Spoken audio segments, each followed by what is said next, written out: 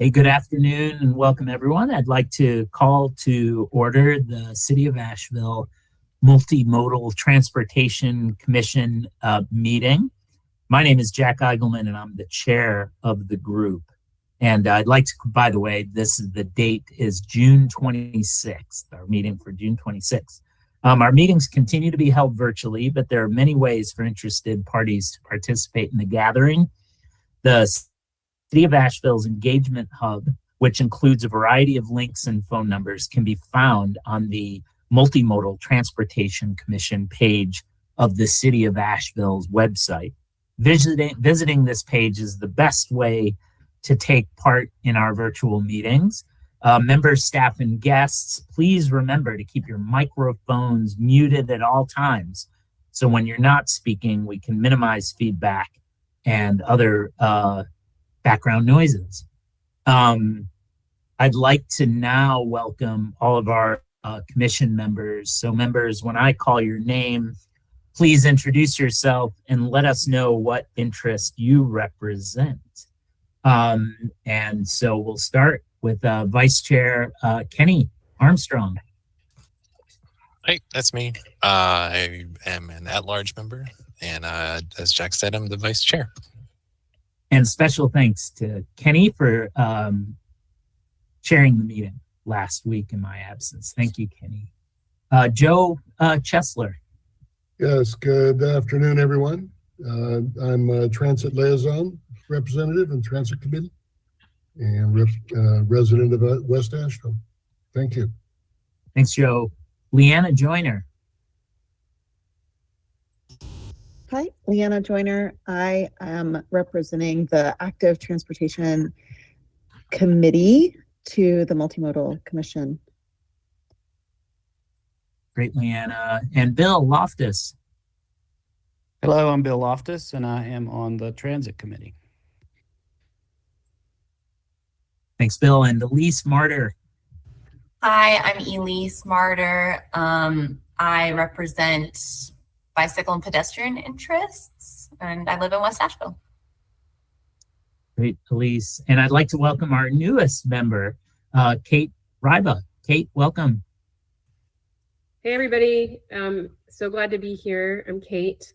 I do also live in West Asheville, and I'm also very passionate about bicycle and pedestrian infrastructure, trained as a planner, urban planner, so I love to geek out about bike ped policy. So I'm really excited to be here to work with you all, and look forward to learning and being a part of the process. Great, Kate. And we'll ask you more of your background a little bit later when we get to new business. So awesome to have you. Randy Warren. I'm Randy Warren, and although I'm not officially a member of the Active Trans Committee, I regularly attend those meetings. And Mike Zukowski. Hey, I'm Mike. I'm an at-large member. Great, Mike. And nice to have you too, Randy, here. And we have two non-voting commission members present. Jared Wheatley. Jared, you're here.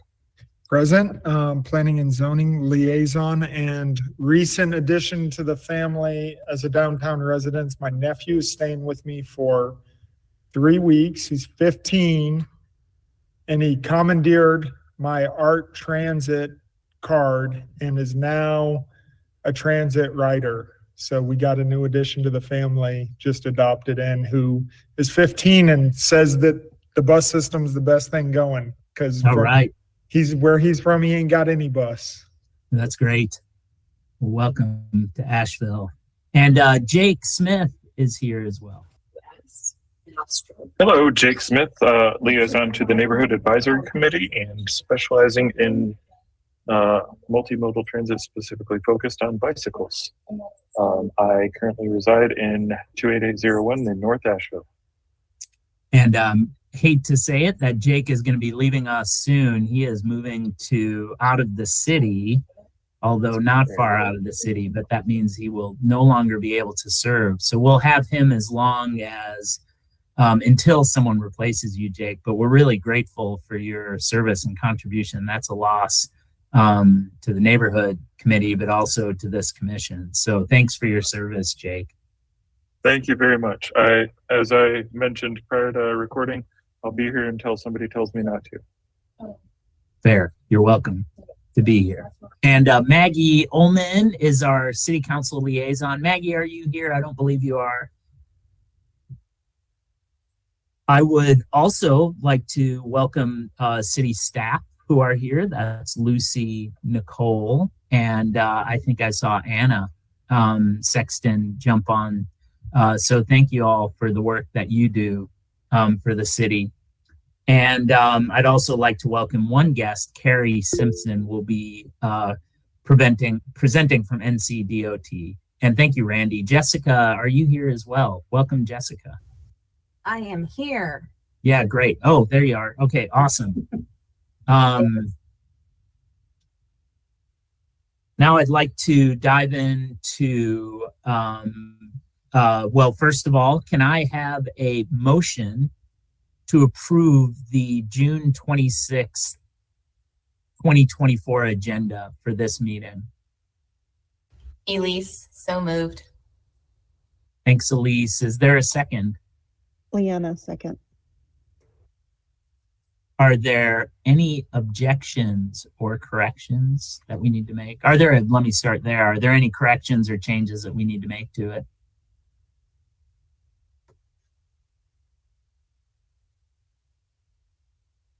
If there are no objections, we'll pass the motion to approve the agenda. Are there any objections? Okay, the agenda is approved. And the May 22nd, 2024 minutes, are there any corrections or changes to those that need to be noted? Yeah, Randy. Yeah, so in the announcement section, I announced races that were happening that day, which have ended now as of last weekend, but they were called Ring of Fire. And in the minutes, it's just noted as fire races, but it's Ring of Fire because it goes around a ring, you know, the old NASCAR track that is now somewhat of a velodrome in Canada Park. So, thanks, Randy. If there are no other changes, is there a motion to approve the minutes for May 22nd, 2024? This is Joe. I'll move. Thanks, Joe Chesler. And is there a second? Sure. This is Randy. I'll second.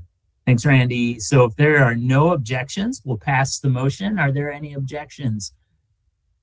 I don't have an objection. I just wanted to say that I appreciate some of the more detail that was provided in the minutes this time. Usually it's just kind of like timestamp. And so I appreciated the bulleted summaries. Yeah, that was really helpful. Thanks for pointing that out, Elise, especially missing a meeting. I really appreciated that. Great. So if there are no objections, then the motion to approve the May 26 minutes passes. We do have several public comments, which you should have received in an email. And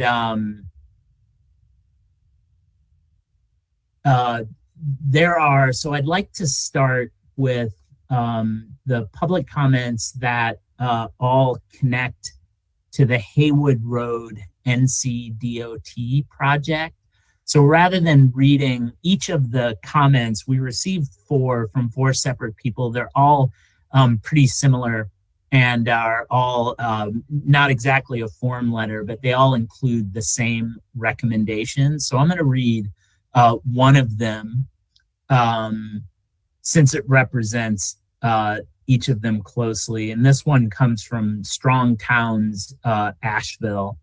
Hello, MMTC Commission. Strong Towns Asheville, a grassroots community organization dedicated to resilient, safe, and prosperous communities, has reviewed the DOT construction plans for the Haywood Roads resurfacing project. While there are multiple improvements to the current conditions, the plans could see more improvement in order to create a safe thoroughfare for all modes. Our recommendations are as follows. There are 5 of them. 1, surface treated or decorative crosswalks to increase contrast and awareness. 2, green infrastructure at the triangle at the intersection of Majestic and Haywood.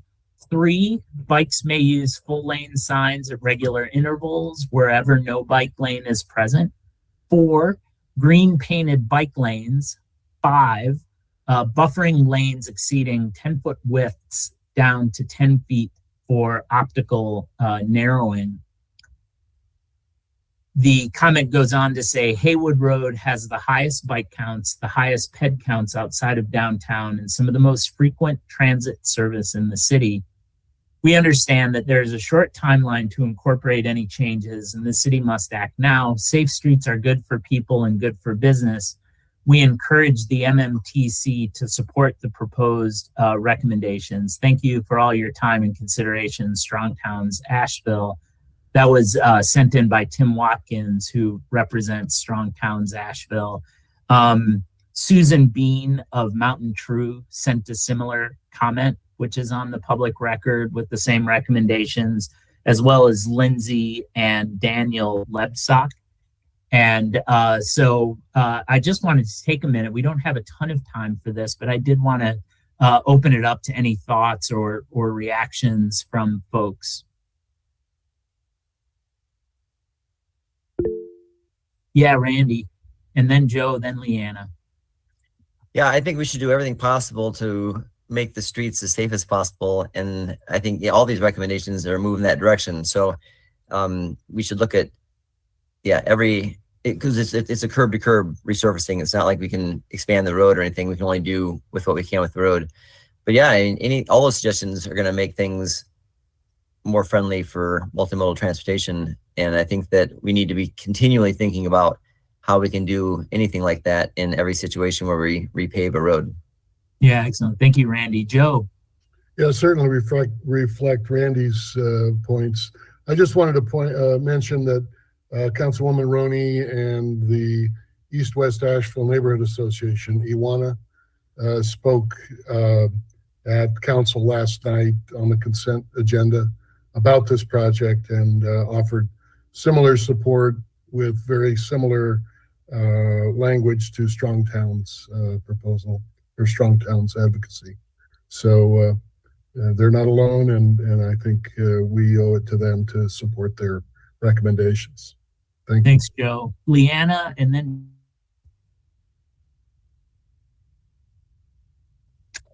Thanks. So I am in favor of supporting the recommendations. I also, and this might be in the detail plans, but would ask that the recommendations, if it's not included already, there are 2 grates on the north side of Haywood Road, just west of Ridgelawn Road, in front of Ganshan, and then a little bit further west from there, that have the grate openings parallel to the street, so that bikes could get caught while in travel and cause some headers.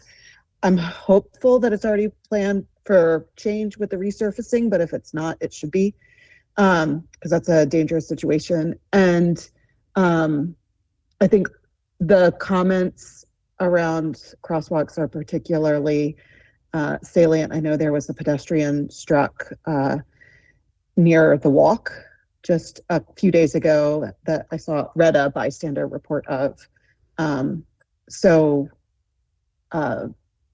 Just an important project, and one that we want to see achieved for the best possible outcomes of human life and dignity.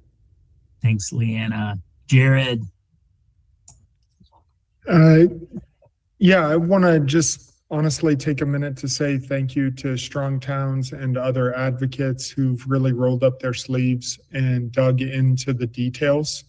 It's a tremendous project for West Asheville and hopefully will be a major improvement to the area.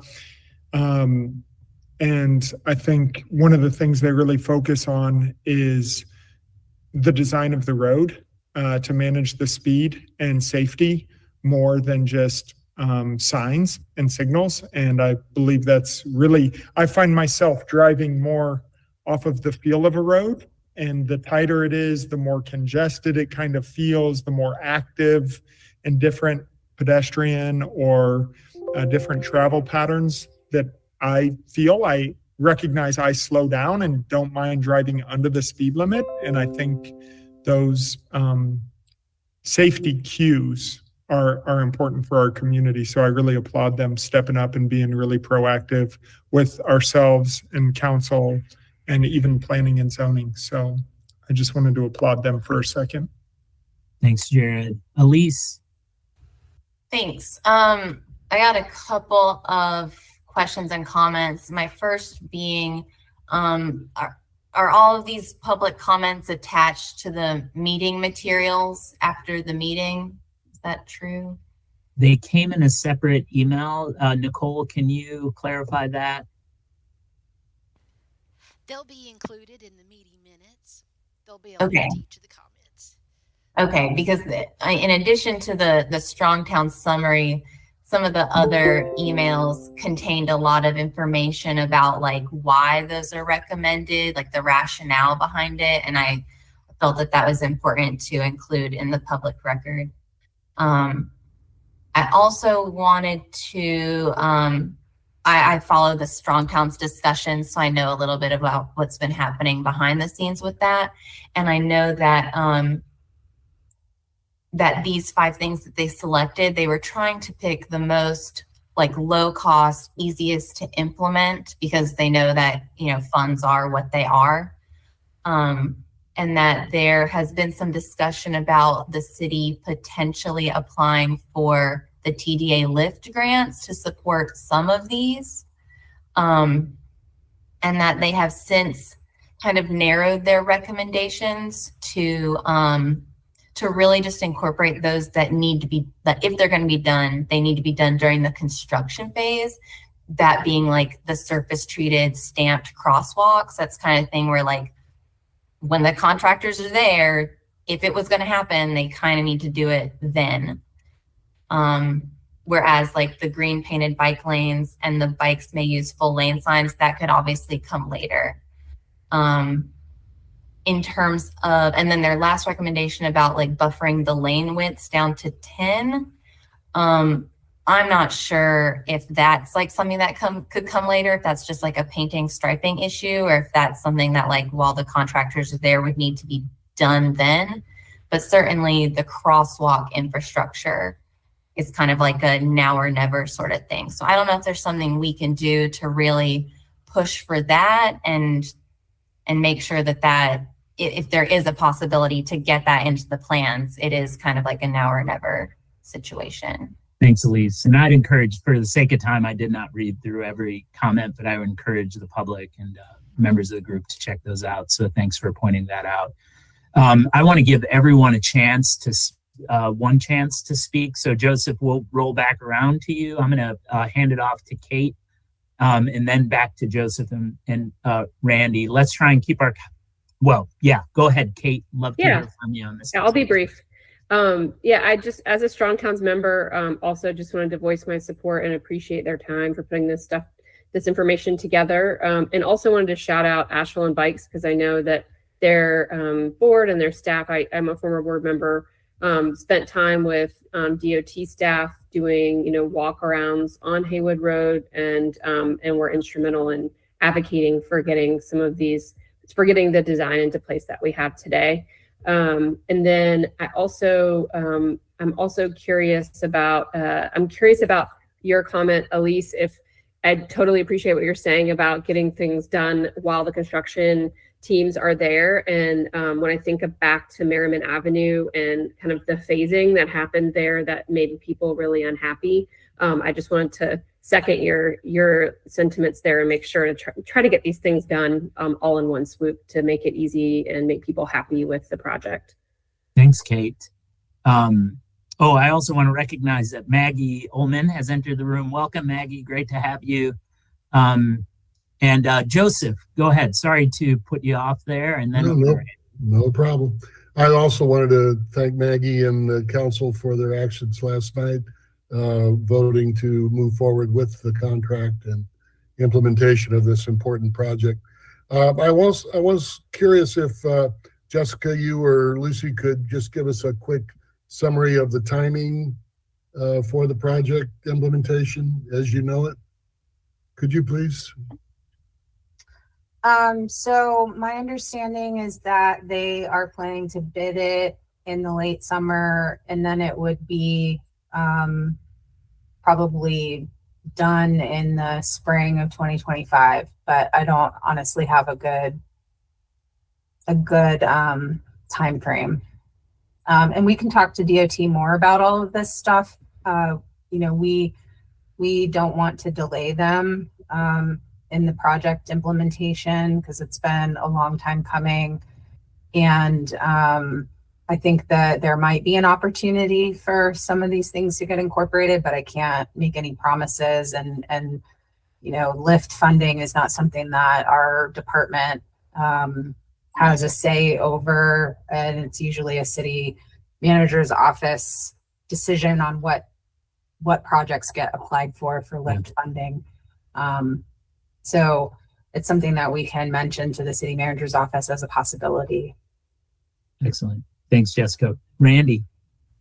Yeah, just real quick, there are some crosswalk treatments that can be applied after the construction too, where they actually reheat the asphalt and then apply texture to it too. So those kind of things, unfortunately, take a little bit more thought.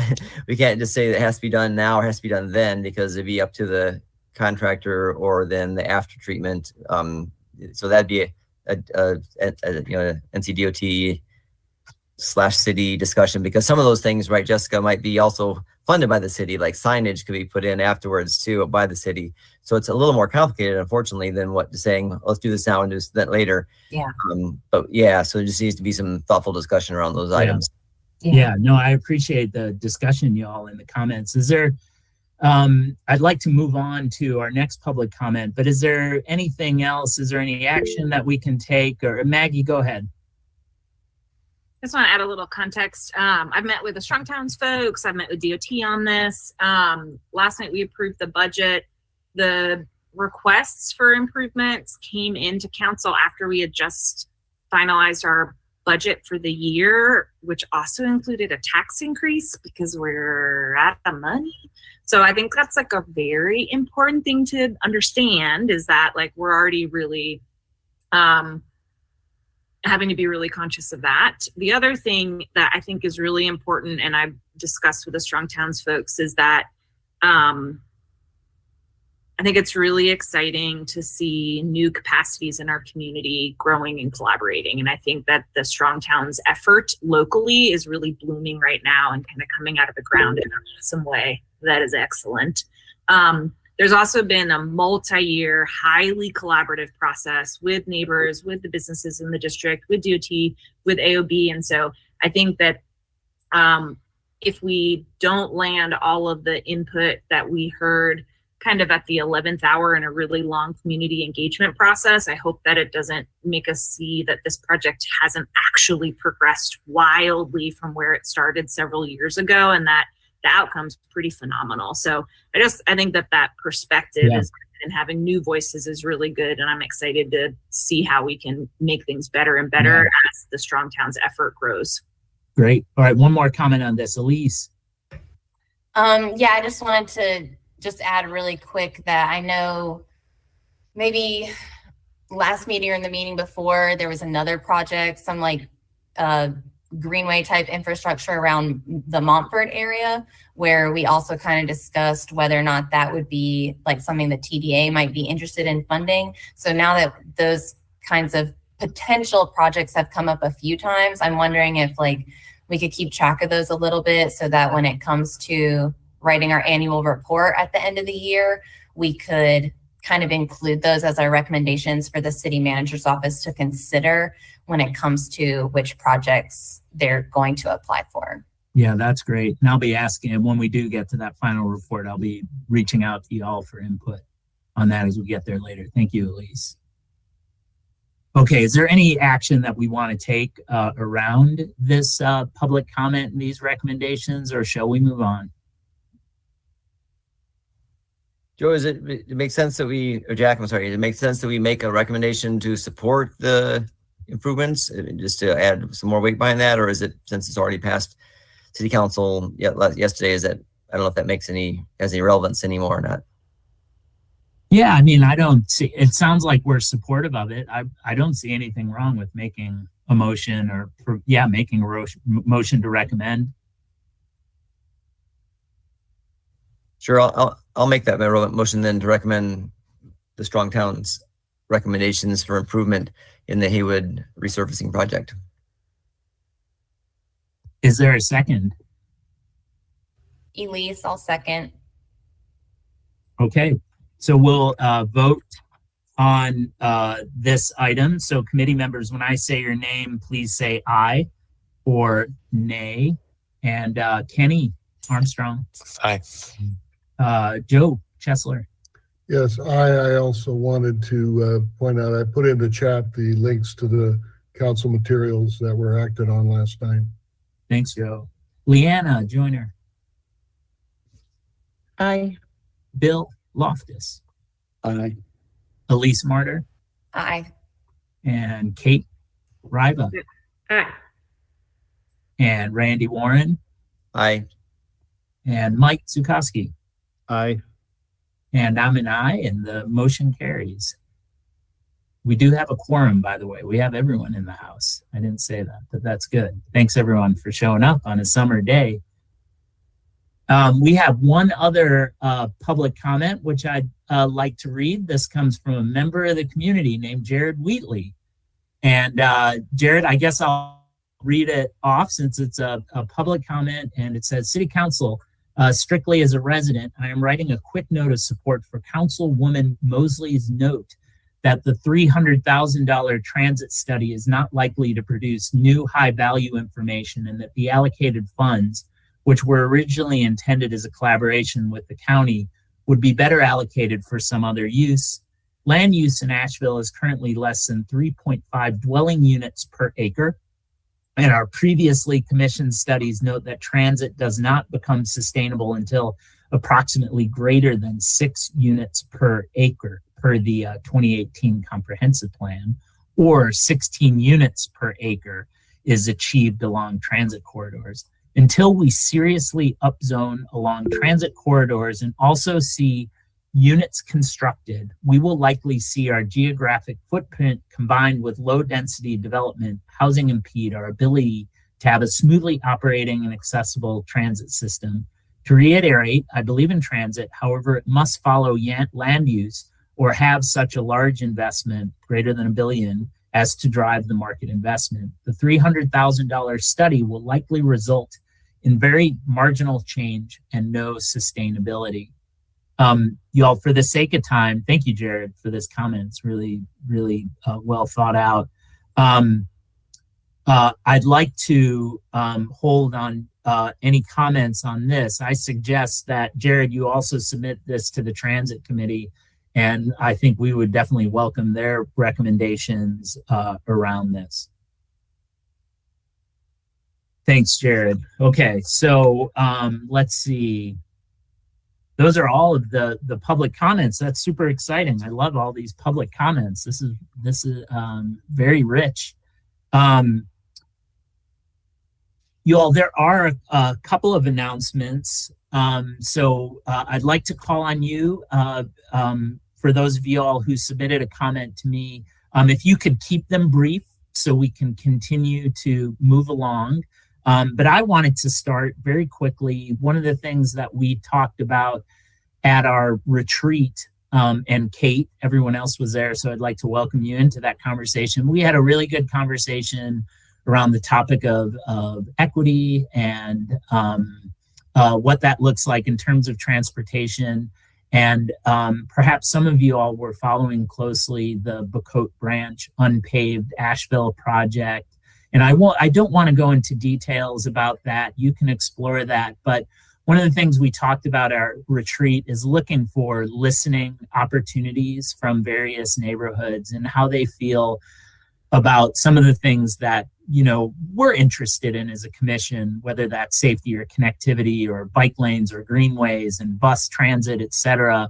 But I would recommend listening to the June 3rd and June 10th Asheville City Schools board meeting, which you can find online. There's some just really it is a very good opportunity to hear from members of the community. And I'm not going to comment one way or another on that project, but I really would encourage members to listen. It's a good listening opportunity for something that we talked with around the topic of equity and how people feel about various projects in our city. So I'll leave it at that.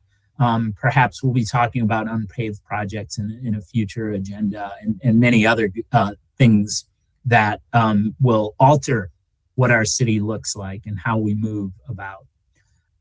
So I would like to pass the torch to Jared. Jared, you have a couple of announcements. I'm going to let you speak to those. Yeah, first up, I just wanted to kind of follow back up with the group. We reviewed or got introduced to the affordable housing project on Cox Avenue that Buncombe County is leading up due to the street closure at Sawyer Street. And as part of that, this group had recommended that an active transportation path be included as part of the easement agreement there, and that plans be made for emergency access through there. And there, I can't remember if it was, I think we also noted a walkway. So it was a walkway, an active transportation, and an emergency action plan. And the Planning and Zoning Commission heard those concerns and ensured that before we did support that project, but before we supported it, we made sure that those requests were memorialized from this meeting and included in their conditions for that rezoning. So that was, I'll say Planning and Zoning was super happy to hear this group's input and feels that that's vital for linking the comp plan between the different boards and commissions. So thank you guys for your hard work there. And then I think my other comment was really around us keeping our eye on the ball with the bond projects that were approved in the 2016 bond, and maybe taking time as individuals or as a group to look back at those projects, our successes and our opportunities for improvement as this next bond project comes back, or this next bond cycle comes back before us to vote in November. Yeah, great recommendation, Jared. Maybe we can put that as a future agenda item. So thank you for keeping that in our mind. Yeah, Bill, do you have a comment? It was just I wanted to ask, what were the listenings you suggested, Jack? I tried to note them and you raced ahead of my notation capability. Yeah, and I'll try, and if I can multitask, I'll try and post those. But the Asheville City Schools Board meetings from June 3rd and 10th. So if you Google Asheville City School Boards, you'll find those. And you'll have to do some searching around to find the conversation about Bucote Branch, but won't be too hard. It's not too hard to get there. Thank you. And thanks, Jared, for those announcements. Randy, you also have an announcement. Would you please share? Yeah, so the latest People for Bikes rating system has come out. I just noticed it today. Someone pointed it to my attention, so I'm not sure exactly when it came out, but it's a rating system like kind of People for Bikes, or kind of like a League of American Bicyclists. We're a bronze level city, and we're in the process of reapplying to get a rating system in that, where there's bronze, silver, gold, and platinum, and we're at the lowest level of that. And but we do get in at least the lowest level. And for People for Bikes, they do a rating system based on a 100-point score. We score 9 on that. We're in the 11th percentile of cities nationwide. We don't score well, and a lot of that's on connectivity of bicycle resources in the city. But I just posted the link in the chat to look at the data more. It was brought to my attention an hour or so ago, so I didn't have a chance to look at it in any more detail. But in general, we have a long ways to go. So the work we do here is really super important, and hopefully that spurs us on to realizing that even when we make progress, which is fantastic, we want to make that, and we should celebrate every progress we make, but we need to continue to really push to become a city that is welcoming to people who want to ride bikes for transportation. Yeah, thanks, Randy. Well spoken. Y'all, I just want to circle around. Elise, you put in a message in terms of process. Does this mean Jack or others will forward to council sharing our support? Can you clarify that and let's address that? Is that regarding, give us context. Yeah, I was just wondering in regards to like process, we've voted to support the recommendations from Strong Towns. Like, does that mean that one of us is going to take it upon ourselves to like just to share that we also support this as a whole? Yeah, that makes sense. Anyone want to chime in? It seems like perhaps we can either give that to Maggie to share, or we could send that on to council.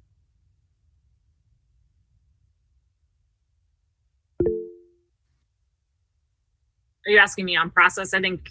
Yeah. I think it's great. This is a good conversation. Great question. Yeah, I think sending it to all of council and having conversations. I do think since the vote was last night on moving the contract forward, I think that there is a little bit of a window reality check too.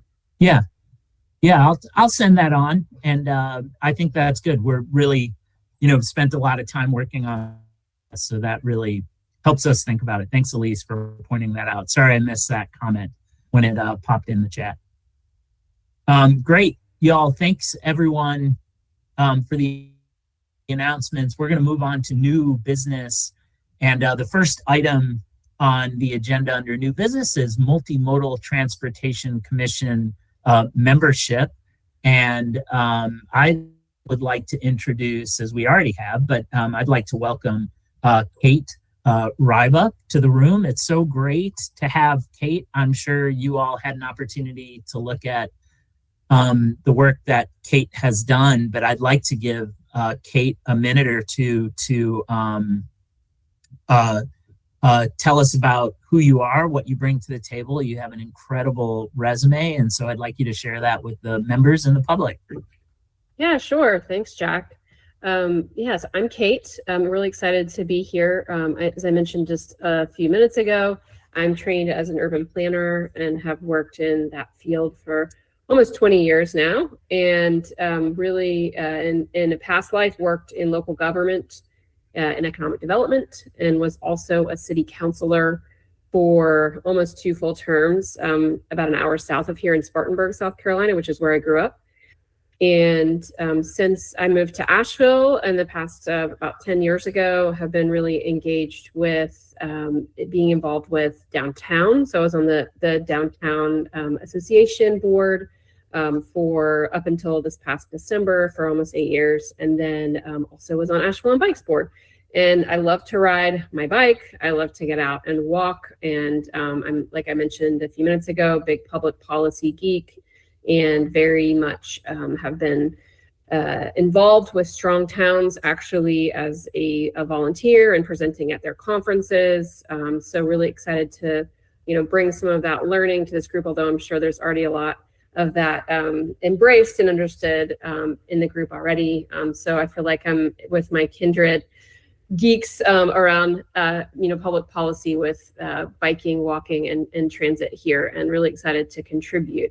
Right now, I work for a software company that builds software for local governments focused on community engagement. So that's another big passion of mine is, how do we take really complex things like, street design and help everybody have access to contribute, understand it, and make change in their community from the ground up. So yeah, like I said, very excited to be here, and I'm gonna sit back and listen and contribute as I can. So thanks. Thanks, Kate. That's amazing to have you, and look forward to your contributions. And please feel free to contribute at any time during this meeting. But I definitely understand the idea of listening. I'd also on the agenda under Multimodal Transportation Commission membership is Kenny Armstrong, has been reappointed by the City Council for a second time, and he serves as our vice chair. Yay, Kenny. He's making a career out of it. How many years, Kenny, on the commission? It's been 5 already. I jumped in to serve the remainder of somebody else's term, and I finished that one, and then had my first official 3 years, and so. Excellent. Yeah. Thank you for your service, Kenny. And you bring a lot to this committee. And I would like to announce that Joe Chesler was reappointed by the City Council for a full first term. Yay, Joe. And Elise Martyr was reappointed by the City Council also for a full first term. Yay, Elise. I'm so psyched that you all are willing to continue serving. And of course, thanks to, there are also many of you all who have been on this commission for a while, and it just speaks to the dedication of this group. So thank you. It's a really strong group, I feel like, right now. So thanks, Elise, Joe, Kenny, and Kate, and then everyone else on the committee. Next on new business, is Transit Committee recommends increasing ART service frequency on routes S3 and S6. The Transit Committee voted unanimously to recommend to the MMTC that the S3, I'm rereading the same thing, that the S3 and S6 routes be increased in frequency and funding. If you didn't get it the first time, now you got it. Yeah, I'd like to open that up for conversation and some context for those of you all who have been involved with this, and any next steps that we might take. Jared, did I see your hand up? I did pop with my hand up. I was going to ask, do we have the ridership data for those lines? I've got it buried somewhere in my computer here, but I don't know if staff has it more readily available. I would be interested to know how that line is currently operating.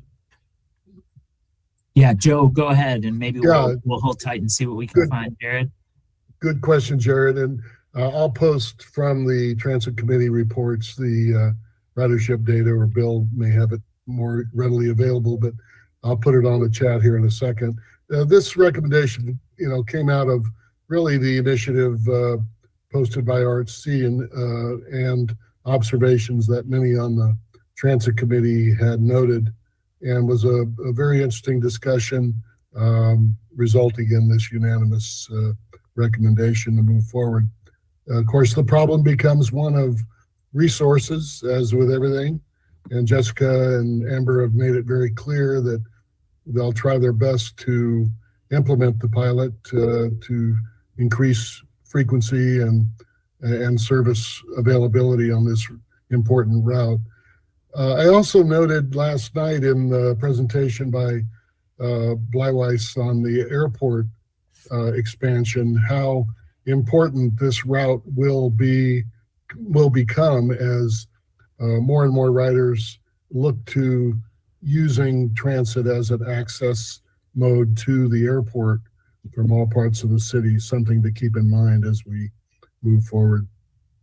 Thanks, Joe. Really glad to see that. Elise.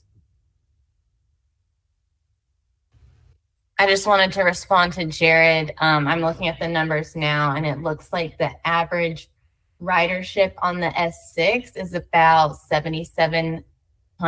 I'm sorry, the S3 is about 7,700 a month, and the S6 is about 5,500 a month.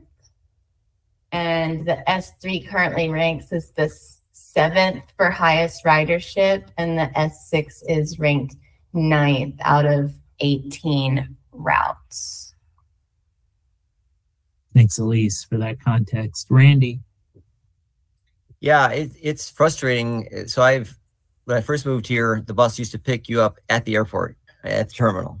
And it was easy. You walked out of the terminal, you got on the bus stop right there. I've missed the bus twice trying to take the bus. It's right on my route, right to my house, takes me straight to my house from the airport, because it doesn't even pick up at a spot that's easily accessible right now. So there's lots of things we could do to make this better, but increased frequency is super important, because now it's every 90 minutes. So if you miss a bus or it's early, which that route frequently is, it's an hour and a half wait. So it becomes impractical to take. So ridership numbers are somewhat influenced by the practicality of being able to use that to get to and from the airport, as well as the bus stop locations too, which are not easy to access. I think I was at one bus stop at the airport and watched it drive by at the other stop because I was confused about what stop was at what time. So there's lots of things that can be done to make that an easier option for people when you're at the airport to try and take the bus into the city, including increased frequency, but also easier navigation to the bus stop. Yeah. Joe, back to Joe Chesley. Yeah, clearly, Randy and Commission. Again, the airport presentation last night emphasized the importance of integrating transit service better to the airport. And don't forget, of course, there's many businesses and other conveniences along the routes that will be better served by increased frequency and visibility. So just I think we're going to get there eventually, but this is a big step in the right direction. Yeah, I'm curious how realistic it is, and maybe Maggie, you can answer this, but again, from budgeting, like how realistic, when we did our last meeting, in-person work meeting, it was so useful. I really learned about more of the trade-offs faced with trying to expand service and frequency. So I'm just curious about that. But Maggie, you take the floor, please. Yeah. So a couple of thoughts. One, I'm part of the Artsy Coalition also, and I've been pretty concerned about this being advocated as a pilot. If there is a multi-year revenue source, then I'm super into it. And I think that we might have one, but there's a lot of work to be done to guarantee it. I think that a pilot, people are going to change their life decisions based on their transportation access. And so to pilot something where people are going to be making choices where we don't know if we have the political support in the long run, and or if we don't know that we're actually going to have money in the long run, that's a decision as a decision maker I wouldn't make. I think it could be really irresponsible to do that. But I understand that I'm the decision maker, and then there's advocates, and we play different roles towards similar goals. So I'll say that. The other thing I'll say is that the county has access to resources that they haven't really fully used around transit stuff. And there's like a lot of detail around it that I won't go into. And it's a conversation that's kind of unfolding right now. But essentially, the county is rapidly getting to a deadline where if they don't determine a use for those funds are going to have to go to the federal government for this first year. And the issue of these resources not being programmed is going to keep happening the next 5 years because they haven't really come up with like a programmatic way to use these resources. So there's a lot of conversations positively encouraging and collaborating with the county to say, we have a great way to spend this money, the South Asheville expansion. So I think that's some of the conversation now to get to the realisticness there. Until this county resource started coming to light over the last several months, and it hasn't even become clear until just a week ago that it really is likely to be given to the city in a 1-year sense.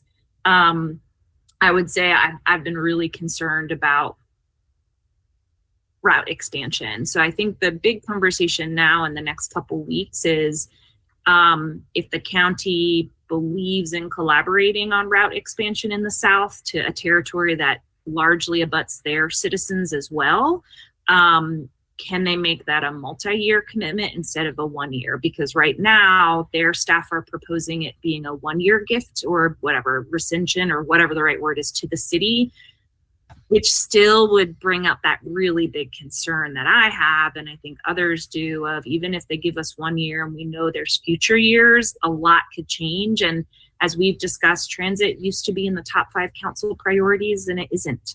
And so the political certainty that every year we would continue doing that is a pretty high risk when people are going to be making life decisions about it. So that's some grain of salt and maybe a couple dashes of pepper that I'd add into the conversation. But the bottom line is I don't we've never been closer to really landing a funding plan for this. And I find that exciting. But actually the last two bits I'd add is that previously in the call, there was a comment about the COA study, the study to kind of look at our operations. I would put that as my absolute number one top priority. We are running a system that is leaking. It is a bucket with a hole in it. And it's not just financial. Operationally, we need to really shore things up. Transit has really transformed post-COVID. Most transit agencies are really doing route analysis, and they're doing a lot of deep study because the universe is very different, the federal funding universe, et cetera, et cetera. And so to me, that study is my number one priority. And I hope that we continue to dedicate the money towards it, because if we're going to really build an awesome, sustainable system, we need to plug these gaps, that these holes in the bucket that have been getting larger and larger post-COVID. So, yeah, thank you, Maggie. That was excellent context. That was really helpful. Are there any other comments, you all, regarding the recommendation? Elise. Thanks.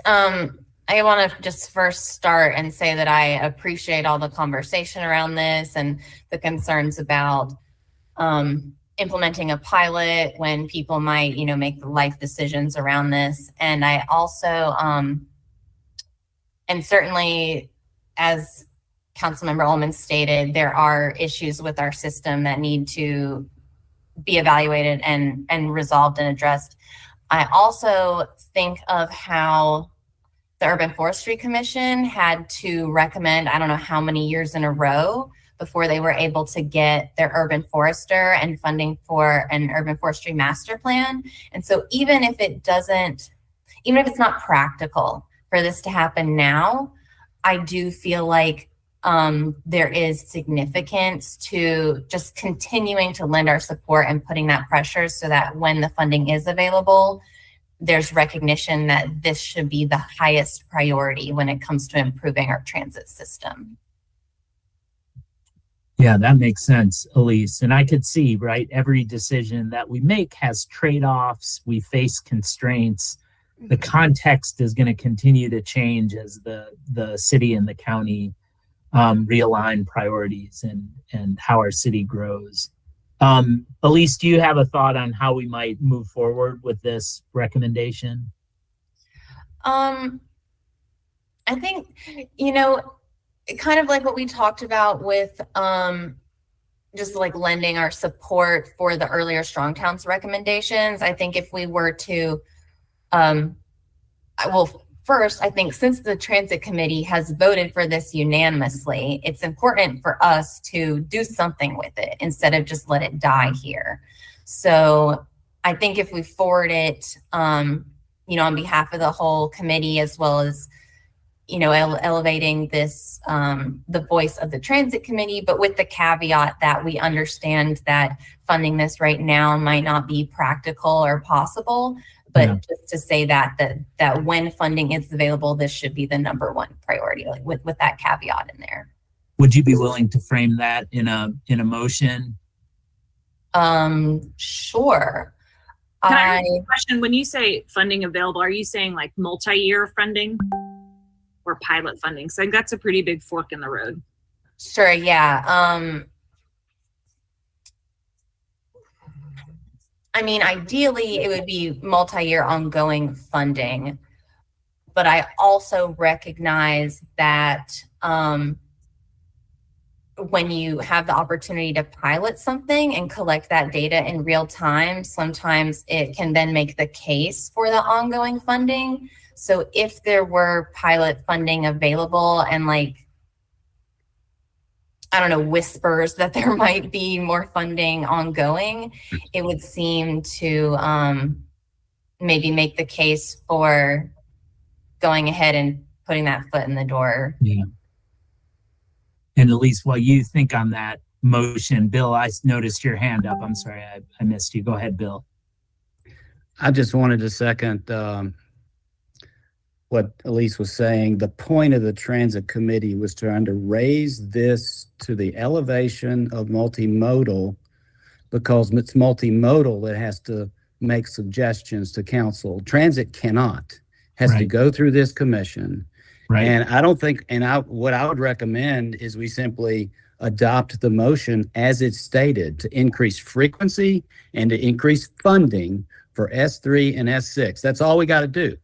And the whole point, as she said, was it takes years for these things to happen. So we need to keep banging the drum and saying we need frequency. If we don't have frequency, we're always going to have a hole in our bucket.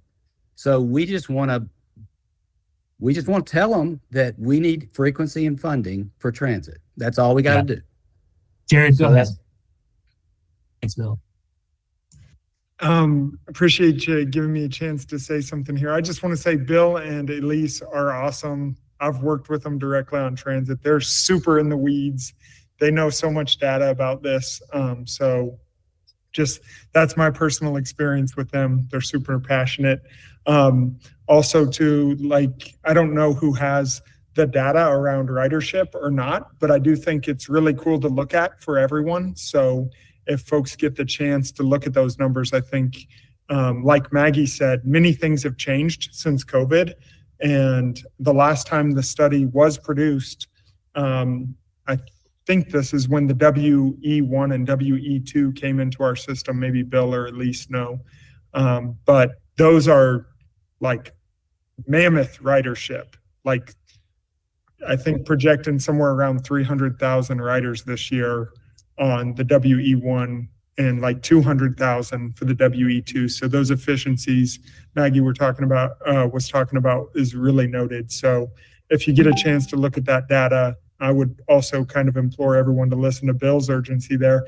It doesn't hurt to support, the transit committee unless somebody has a clear issue. Yeah. Randy, and then, or Nicole, pardon me, Randy. Nicole, do you have something to add? Yes, sir. In the MMTC agenda, under general committee updates, there is the transit committee's agenda that is attached. And in that agenda, there is a link to the ridership report. Oh, excellent. Thank you, Nicole. Yes, I sir. put Randy. that in the chat too, Nicole, I believe. Thank you, Joe. Randy, go ahead. Sure. My question is to Maggie. So Maggie, I think that if I'm hearing you correctly, your reservation is that the county has money right now. They could fund this right now, but it's a 1-year funding, and having a pilot for a year doesn't really give it a chance to fully realize the potential of the route. And the county then may not continue to fund it if they don't feel like it went very well. And this could be a detriment actually to expansion rather than a benefit to expansion. Is that correct? I think there's a lot of proving ourselves to the county needed at this point to really accelerate, to get us to a point where we can collaborate more meaningfully. So that's a risk. And then the other risk is that we had to subsidize transit an additional $1.2 million that was unexpected from the general fund this year because costs continue to really escalate. And so if we do a service expansion and we come back next year after our contract has been revised with our transit service provider, we fully expect that that will be significantly higher. Costs will continue to go up. So there's a real funding challenge that if we expand and don't have a multi-year funding source, that transit costs will continue to even go up. And will there be political will to maintain the route expansion amongst potentially having to cut other services in the organization or raise taxes? So it just means, like, when we're looking at the whole context of the budget, if we do a route expansion without knowing that next year's budget is going to be harder and harder for transit and for the organization, there's just a high risk that there might not be political will to maintain it. Yeah. I think that right now, there's a lot of influence towards the county to say, make this multi-year, because they have the resources. So if we can influence the county to really say, we want to see multi-year, that's a pretty powerful signal for them to say, the city's multimodal committee wants it to be multi-year, because that's really the solve to do what we have a vision for with the resources that are at the table. Yeah, and very the good. conversation's also very interesting that, like, advocates say, this is what we want. and then staff and electeds have to figure out how to get there. And so being cognizant that sometimes it takes multiple years, I think that's a really powerful advocacy strategy. I'm just trying to inform what some of the funding strategy could be to actually make this happen in a meaningful long-term way. Yeah, we'll take 2 more comments, Leanna and then Jared. Thank you. Maggie, thanks for that. I think hearing that from you, I think is all the more reason why we should totally be supporting the motion that is currently before us. This may or may not be the right place, but I would love to dig in a little bit on the subsidy for transit in the amount of 1.2 million. And I guess I'm just curious about the how we got to this place, and if it was a budget plan, like the budget planning discrepancy that would have led to that, and how we prevent that in the future. That seems pretty significant. Well, I think this is the conversation that this committee's been having with the, what's it called, Jessica, the continuity of operations study, or the comprehensive operations analysis. So that study has come to this committee multiple times in the last year around, and also, like, I don't know if this committee saw the state of transit presentation that was given to council. That's the context for the budget gap we're in, and it's a trending in that continued direction. Hence the reason for that study. Yeah, I would encourage you to go back and look at the state of transit presentation that was given at Multimodal or PED or at the agenda briefing. I think that was April. We go through the whole budget. It is very common. In fact, I would be surprised if there is a fully sustainable transit system in existence in the world. Like, it's very common to have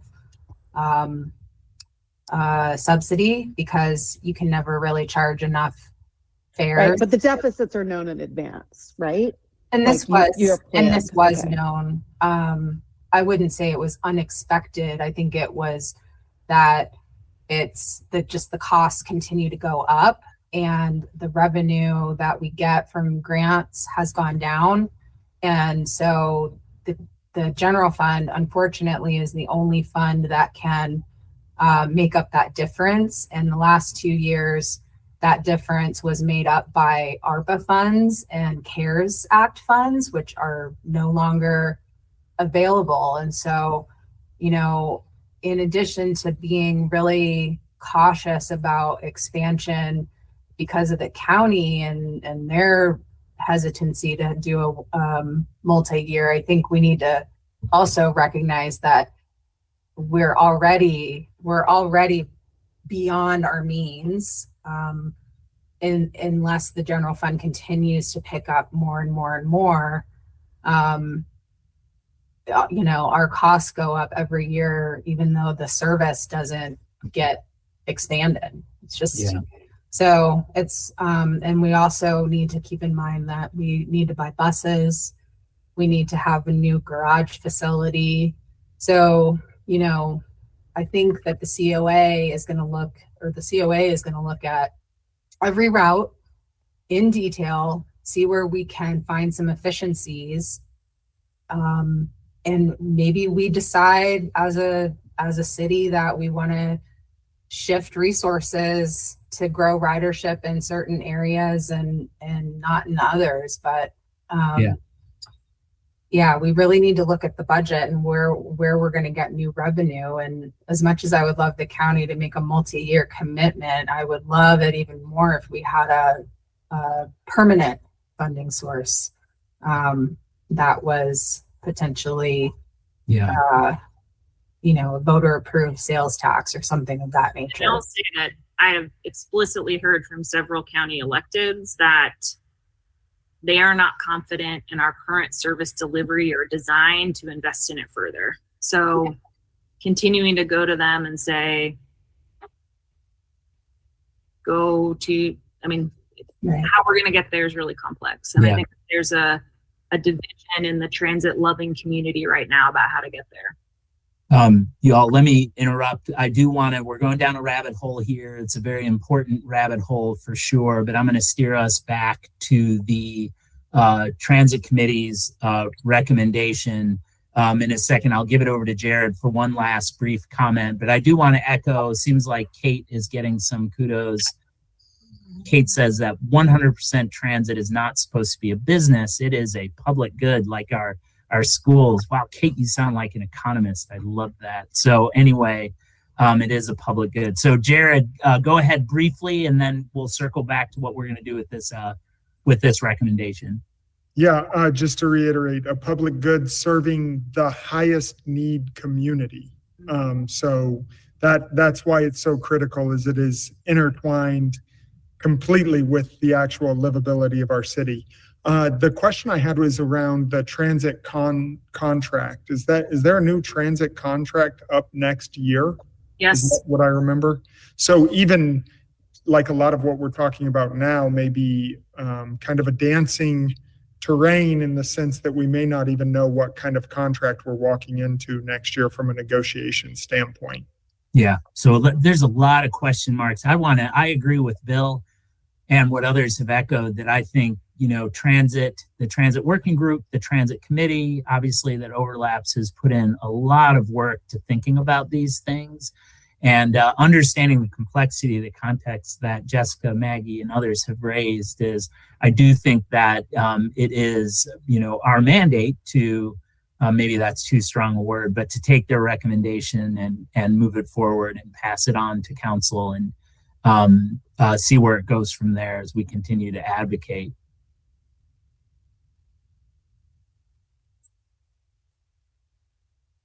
Is there anyone that would like to take the next step on this recommendation? Yeah, go ahead, Randy.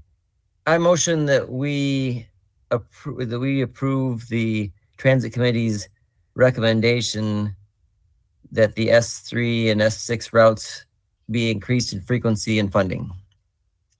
I'll second that. Okay, thanks, Joe. We'll take a vote on it when I call your name. Aye or nay. Kenny. Aye. Joe. Aye. Leanna. Aye. Bill. Aye. Elise. Aye. Kate. Aye. Randy. Aye. Mike. Aye. And I'm an aye. The motion and recommendation passes. Thank you all for the spirited discussion. Lots of work, and also thanks for all the transit committee members who serve with us, and the working group as well, and everyone else. I know everyone is thinking about these issues deeply. So thank you, and sorry to move us on, but I know that we have a couple of really important things that I did want to save time to, and I do hope we can continue to circle back and talk about the complexity of transit. Just as a comment on process, is this another case where like I'm happy to write up kind of what we talked about just now, all that caveats and prefaces, as well as forward. That'd be great. Yeah, Elise, would you do that? And maybe you can send it around to us and then move it forward. Yes. Next agenda item is the Patton Avenue Corridor Feasibility Study update. And I'm going to turn the floor over to Lucy Crown, our city's transportation planning manager. Lucy. Hey, Jack. Listen, I'm really excited to give this presentation, but could I recommend that we get Carrie Simpson from the Raleigh Office of DOT to give her presentation on Merriman first, just for the sake of time, because or Vidilla can always come back in another month, but we'd really like to hear Carrie's presentation. I think that, is anyone opposed to adjusting the agenda by moving to the next agenda item? Okay, if there's no opposition, then we're going to adjust the agenda. And so the agenda item is the Merriman Avenue Post-Construction Data Report Presentation and Safety and Mobility Update Summary. And I'm going to turn the floor over to Carrie Simpson of NC DOT. Thank you, Carrie. Hi, can you hear me all right? Yes. All right, good. Thank you, Lucy, for giving me your spot. Because I was hoping to be done before 5, so I appreciate that. And I have it'll probably take me about 20 minutes to go through the slides that I have, and I'll be definitely welcome to take any questions that you have. So, well, to start off, my name is Carrie Simpson, and I am the NCDOT Safety Evaluation Engineer, and I sit in Garner within the Traffic Safety Unit, and was asked to pull some different data sets to look at how the Merriman Avenue corridor has performed before and after the change. So safety, mobility, and volume metrics are being monitored and evaluated on the corridor, which underwent a 4-lane to 3-lane conversion from W.T. Weaver to Midland beginning in October of 2022. The safety metrics being studied include total crashes, fatal and severe injury crashes, and bicycle and pedestrian crashes. The mobility metrics being studied include motor vehicle speeds and travel times, and additionally, motor vehicle, pedestrian, and bicycle volumes are being collected. So I have a lot of information here, getting a little bit more specific into the data sets that were collected. So crash data sets are summarized at this point through February of 2024 using a system called TEAS, which is the Traffic Engineering Accident Analysis System. And that contains information on all reportable crashes in North Carolina. The before period for the crash analysis is 5 years, from October of 2017 through September of 2022. And then we have an initial after for the crash analysis, which is 1.42 years, from October of 2022 through February of 2024, with the roadway under construction for part of this time and prior to the project being considered officially completed. The project became officially complete in May of 2024. Spot speeds and volume data sets have also been collected on site. We have before data sets that were collected in the field in both July of 2022 and September of 2022. Then we have an initial after in January and February of 2023 with construction in progress, and then an after for the speeds and volume was collected in October of 2023 with work substantially complete but prior to the final inspection. And then supplemental mobility data sets to assess corridor speeds and travel times have been obtained using a system called Iteris ClearGuide. And ClearGuide uses probe data, which is data generated by monitoring the position of individual vehicles over space and time using satellite-based positioning systems. So that's kind of, what you might see in like a Google Maps type thing. So the before data for that was obtained in October and November of 21 and January, February of 2022. And then we had an initial after obtained in January, February 2023, and then after for October and November of 2023. So that was a lot, but that was talking about all the specifics of the data that we've collected so far. In addition to the study of the 4 to 3 lane conversion section, data on some other roadways in the vicinity is being studied to measure possible impacts. Mobility data has been assessed on I-26, I-240, Broadway, W.T. Weaver, Kimberly, Charlotte, Beaver Dam, Hillside, and Merriman to the north and south of the conversion. Spot speed and volume data has been assessed on Broadway, Kimberly, Lakeshore, Woodward, Murdoch, Farwood, and Merriman to the north and south of the conversion. And then crash data has been assessed on Broadway, Kimberly, Lakeshore, and Merriman to the north and south. And additional after mobility data, volume and crash data sets are planned, with more data collection planned to take place in the fall. So safety data is generally positive for the initial 1.42 year after period. Crash reductions have been seen for Merriman Avenue. The preliminary safety data shows a 23% reduction in total crashes and a 30% reduction in injury crashes on Merriman for the 4 to 3 lane conversion.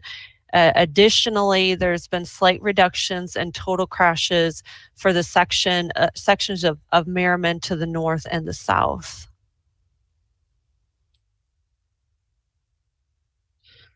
The predominant crash types for the conversion section are rear end crashes and frontal impact crashes during the before period and the initial after period.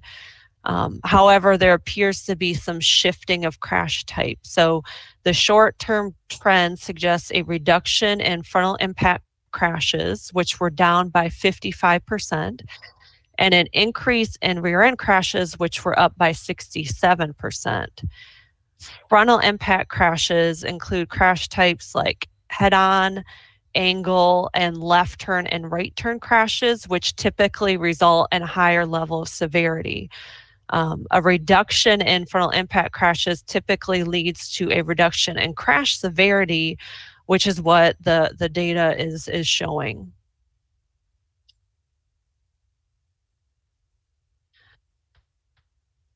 The safety data is showing an overall reduction in crashes for vulnerable road users on the conversion section.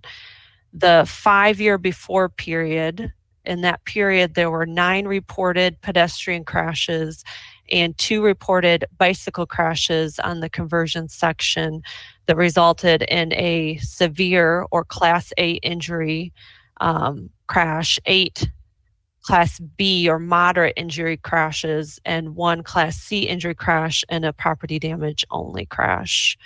In the initial after period, there was 1 reported pedestrian crash and 1 reported bicycle crash on that section, both of which resulted in property damage only. And then an additional preliminary crash data set has been pulled through May of 2024 for the conversion section, and it's showing that there's going to be at least 1 additional reported bicycle crash that resulted in a B injury.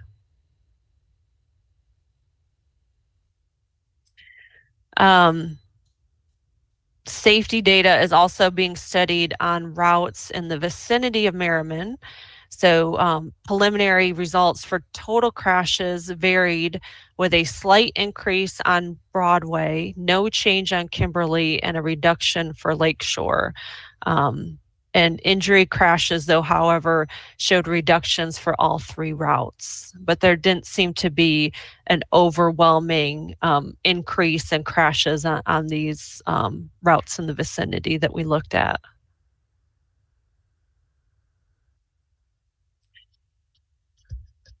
Spot speed data was collected at 5 locations on Merriman, which is a 35-mile-per-hour roadway. At those 3 spots, there were 3 spots in the 4 to 3 lane conversion, and in those 3 spots, speeds were reduced. There were minimal changes seen at the spot locations on Merriman outside of the treatment area, and we looked at 1 spot to the north and 1 to the south. Average speeds and 85th percentile speeds were compared, where the 85th percentile speed is the speed at or below which 85% of drivers travel on a road segment. So comparing the fall data sets from before to after, the speeds were measured at the 3 spots in the conversion section. The average speeds dropped by 3 to 5 miles per hour, and the 85th percentile speeds dropped by 3 to 6 miles per hour, with the after period 85th percentile speeds ranging from 32 to 36 for those 3 spots. And then speeds were measured at one spot to the north and one spot to the south of the conversion section, with average and 85th percentile speeds dropping by 1 mile per hour or less. And the after period 85th percentile speeds for those spots to the north and south ranged from 38 to 39 miles per hour. Spot speeds were also collected at 2 spots on Broadway Street, which is a 35 mile per hour roadway, and average and 85th percentile speeds increased by 1 mile per hour. The after period 85th percentile speeds ranged from 46 to 47 miles per hour on Broadway. Spot speeds were also collected on Kimberly, Lakeshore, Woodward, Murdoch, and Farwood by the city of Asheville. And for all of those routes, the average speeds changed marginally by 0 to 2 miles per hour. The 85th percentile speeds changed by 0 to 1 mile per hour for all routes except for Woodward, which saw a 6 mile per hour drop. But that unusual result for Woodward may be due to the lower volumes on that roadway and a much smaller sample that was collected for that road.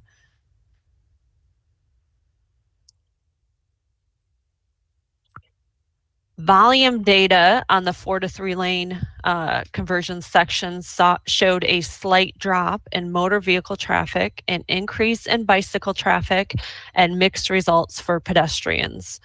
Comparing fall data sets from before to after at 3 mid-block points where volumes were collected in the conversion section, the average daily volume was down by 1 to 8%. In October 2023, the average daily volume varied from 12,000 to 19,600 as compared to 12,400 to 21,300 when it was taken in September of 2022. And just to the north and south of the treatment section of Merriman, there were drops in the average daily volume of about 1 to 4%.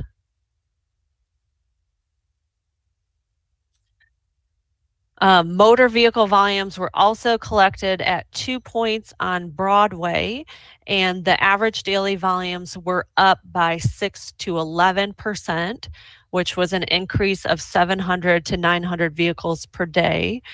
Motor vehicle volumes were also collected on Kimberly, Lakeshore, Woodward, Murdoch, and Farwood by the city of Asheville.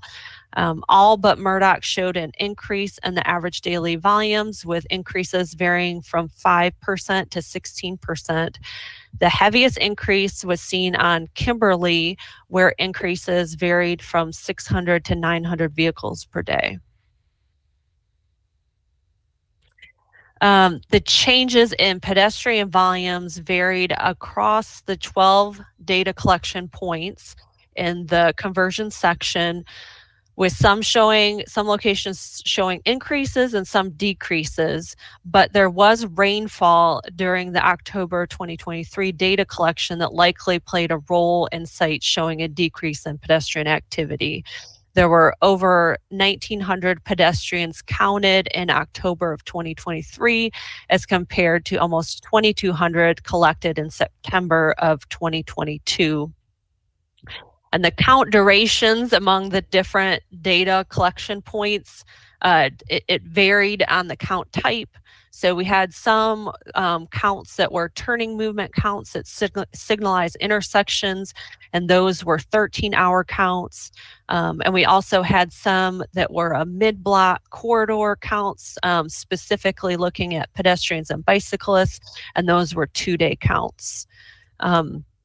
The bicycle volumes increased in 11 of 12 data collection points, despite there being rainfall during some of the October 2023 observations.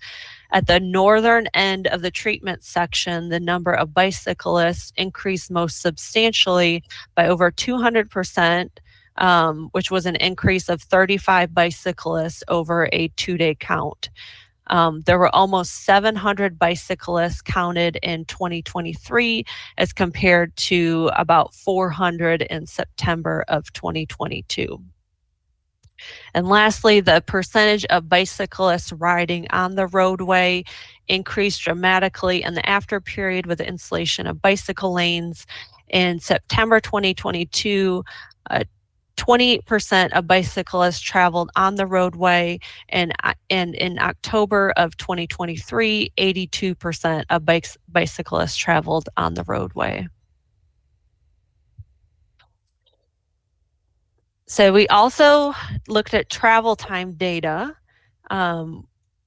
Travel time data on the 4 to 3 lane conversion section generally showed an increase in average travel times, with the highest increases in the PM peak hours when comparing data from fall 2021 to fall 2023 using the ClearGuide system. On the 4 to 3 lane conversion section in fall 2023, the slowest average speeds in the northbound direction occurred at 10:15 a.m. and the AM peak and 4:35 p.m. and the PM peak. And in the southbound direction at 8:15 a.m. in the AM peak and 5:30 p.m. in the PM peak.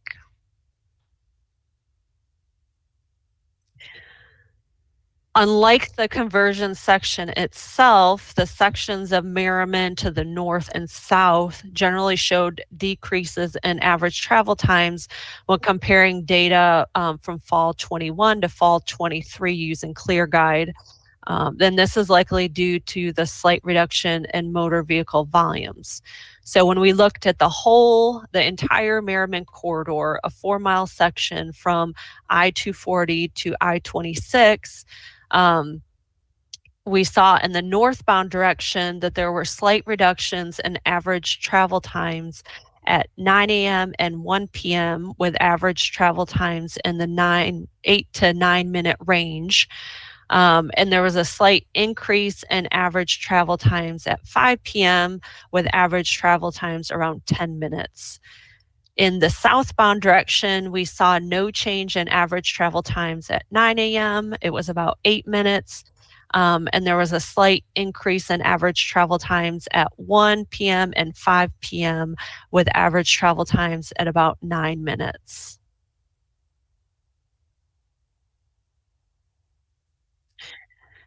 We also looked at mobility impacts to some other routes in the vicinity, comparing data between fall of 21 and fall of 23. And we looked at I-26 from Broadway to Merriman, and there did not appear to be a negative impact on average speeds for either direction of travel. In fact, mobility showed some improvement, with the amount of time where average speeds dipped below 60 miles per hour being smaller in the after period than the before. And we also looked at on I-240 from Merriman to I-26, and then on I-26 from I-240 to Broadway, and there appeared to be minimal impacts on average speeds there as well. In the northbound direction, the average speeds were similar in the before and after period, and the amount of time where average speeds dipped below 50 miles per hour was similar. In the southbound direction, the average speeds dropped by a few miles per hour in the AM and PM peaks, but the amount of time in which average speeds dipped below 50 was smaller in the after period than the before. And we also looked at a couple other routes around Merriman. On Broadway, ClearGuide showed a slight increase in average speeds from before to after, which is in line with the spot speed studies that we collected on the route.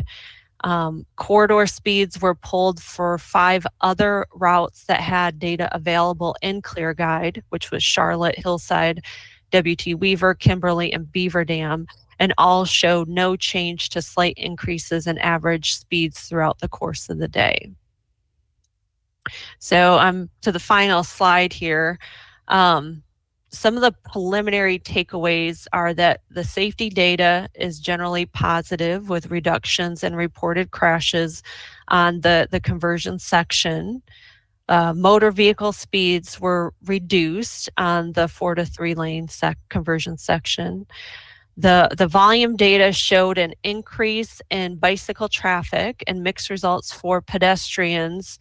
When we next collect data in the fall, we will really try to get some good dry days so that we have a good after data set for comparison. The travel time data generally showed an increase in average travel times on the conversion section, particularly in the PM peak. But Merriman to the north and south generally showed reduced travel times. So when considering that whole 4-mile corridor, the average travel times at 5 p.m. increased by 2 to 14 seconds on average. And the adjacent routes appear to have minimal changes to average speeds and travel times. There did appear to be some diversion of motor vehicle traffic with a slight drop for the conversion section and an increase for some of the adjacent routes.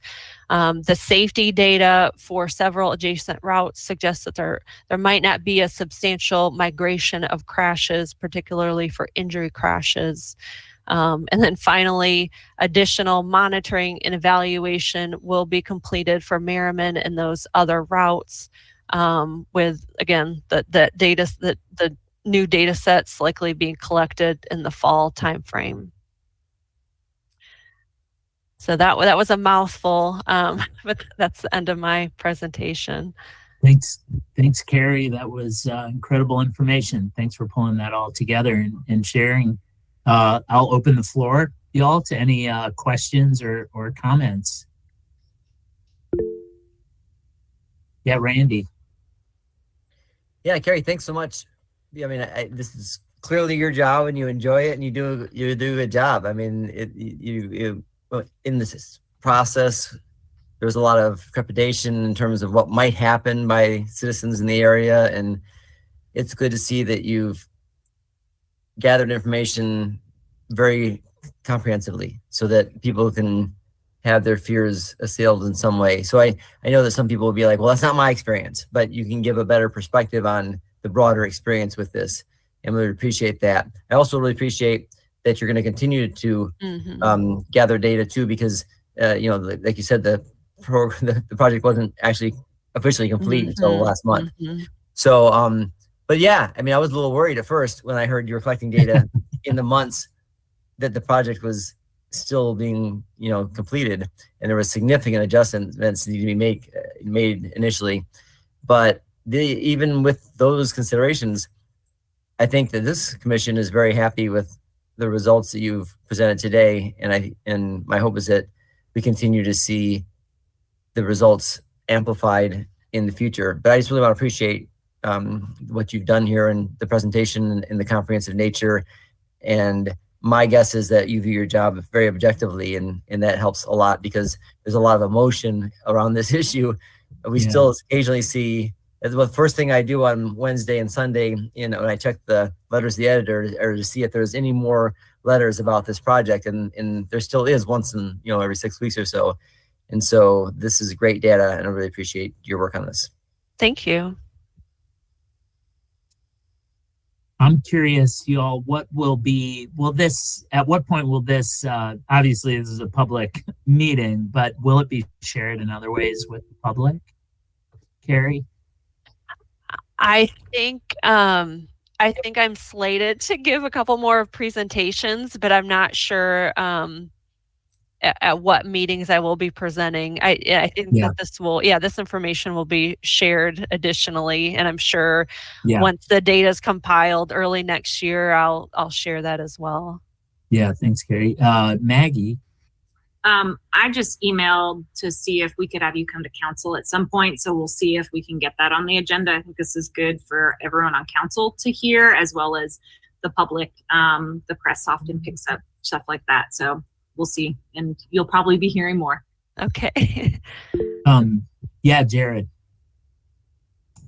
I don't want to overly simplify this, and I sometimes get my ADHD in the way here, but basically what I heard is that we improved opportunity for active transportation and pedestrian access to Merriman Avenue with no significant change and an improvement in safety as far as a vehicle is concerned. Is that, without getting specifically into the details, there was very little impact to somebody who uses Merriman with a vehicle.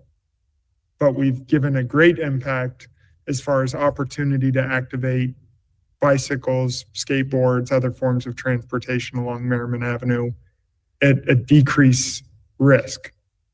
Yeah, that's what the data is showing.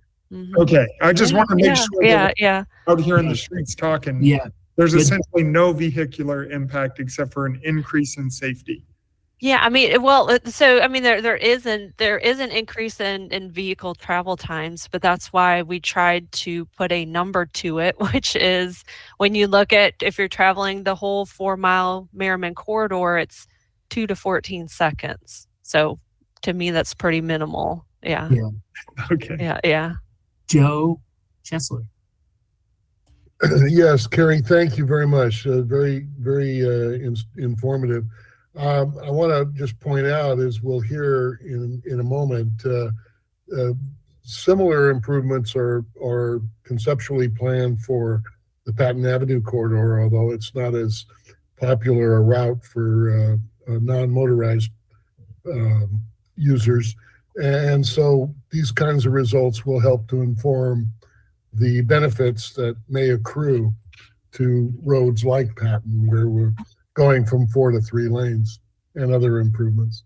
But anyway, thanks, Carrie, and appreciate all your work to put that together. Thank you. Y'all, just a reminder, when you post in the chat, the members of the public are not able to see that, and that's sometimes fine as we go back and forth between each other, but just realize if you have a comment. And I think, Jake, you mentioned something. One worry that I do have is I think the public folks who have been, as Randy mentioned, many folks are very skeptical and negative about this project. So I think they can take this, a 19-second or 14-second delay can be, twisted. So I'm just wondering, Carrie, if you have any thoughts of how we might be able to, share with the public that this is good news, that this supports a good project, and I open the floor to anyone. I'm just anticipating how some people might respond. Yeah, Lise. First of all, I really appreciate all this data as a data nerd myself. So I really look forward to digging into this a little bit more. But certainly I think this, this 2 to 14 seconds of increased travel time, I think the narrative from a lot of people initially was that this was going to cause minutes, on the scale of minutes more of trying to traverse this part of the roadway. So to me, 2 to 14 seconds reduction of travel time, or 2 to 14 second increase in the amount of travel time is worth all of the reductions in crashes and injuries to me. And so I think having this data really just shows that the scale of what people thought was going to happen is not happening. And it's actually a lot smaller than people anticipated. So I hope that can be one of the driving narratives when this data comes out. Yeah, Maggie. I just meant to hit this button instead. All right, right on. All right.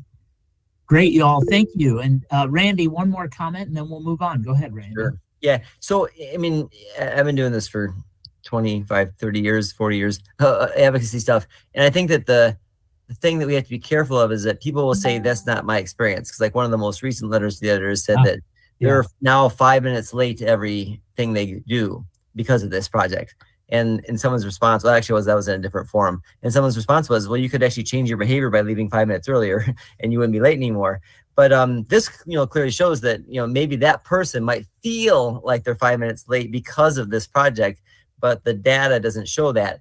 But we have a hard time changing how someone feels, So it's important when we discuss this kind of information that we acknowledge that feeling, that we say, we're sorry that it feels like you are being delayed because of this project, but the data shows that that's not the reality. And we're not going to necessarily change how they feel, but we could help people to at least understand that most people don't have the same feeling that they do because the data shows that that's not their experience.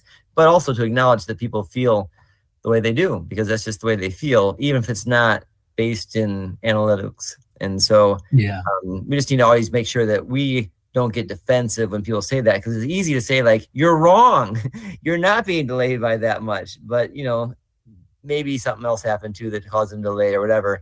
But just when we have these discussions, we're all passionate about projects like this and so happy to see it succeed, but not to be adversarial in our response to people when they have problems with this, but just to try and say that, our goal is a safer environment for all citizens. And this clearly seems to be helping us to achieve that goal at the cost of being very, very minimal, perhaps inconveniences into their lives. Thanks, Randy. Yeah, I do think, we all want to confirm the bias that we have in using, what information that we have to prove what we think our experience is. So I really appreciate that. Thanks, folks. Thank you, Carrie, for joining us. I really appreciate your time and the work of NCDOT on seeing this project through. Yeah, you're welcome. I'm going to head off, but I guess you have a copy of the presentation, and I guess let me know if you want me to present anywhere else. Excellent. Thank you, Carrie. Thank you for your time. Okay. You're welcome. Y'all, we have 18 minutes left. Lucy, will you chime in here? My recommendation is that maybe we punt the Patton Avenue corridor feasibility study update to next week. How urgent is it? I am dying to get that information and look at it, but what's your thought? Yeah, I think it can wait until August. So, okay. Yeah. Is there anyone opposed to moving that agenda item to the top of the agenda next time? Yeah, Elise. I just want to be clear that there's nothing coming up between now and our next meeting where it would be relevant for us to have already discussed this. Is that true? Okay. We're in a lot of ways, we're in a holding pattern because the DOT is in a holding pattern working with their new design build contractor. So, and I would have talked about that a lot today, but it's definitely something that can wait, I believe. Awesome. I just know there's so many times where it's like, we get right after something important happened. Yes. Yeah. No, great. Joe and Mike are both on the working group, and if you, Mike or Joe, have any other, or if you're concerned that maybe we need to talk about it today. Yeah, Joe, go ahead. No, I think you're right, Lucy. It could probably wait. However, I just want to point out, Lucy's put the presentation on the agenda. Be sure and look through that. It's some really interesting road diet recommendations, as well as the design proposals for Klingman, Patton, and Klingman Hilliard. So please take a minute and look through that and understand what's being proposed in the meantime. Thanks, Jack. Yeah, Thanks, thank Lucy. you, everyone. So if there are no objections, we're going to move that item to the top of the new business order next month that would be the July meeting. Sorry, that's right, July. Yeah, July, right? Yeah, I said August, but July. Yeah. No, not August. Although that might come up again in August. More on that in a minute. But thanks, Lucy, for being flexible. And let's move on to unfinished business. We have two items. the next item is the intercept survey for greenways. So Leanna, I'll give you about 8 minutes or so, if that suits you, to give us an overview of what might be next here. Sure, that's plenty of time. Okay, great. So the intercept survey is to assess multi-use path user demographics, physical activity behaviors, and perceptions of greenways. And I conferred with staff about timing for the intercept survey in the year 2024. And as a reminder, this was one of the things that the commission wanted to take on as some work that we could accomplish this year together. And so timing wise, it looks like the intercept survey will take place during the same week as the bike ped count in September. That's the second week in September. It'll do a couple things. It'll unify volunteer recruitment efforts and kind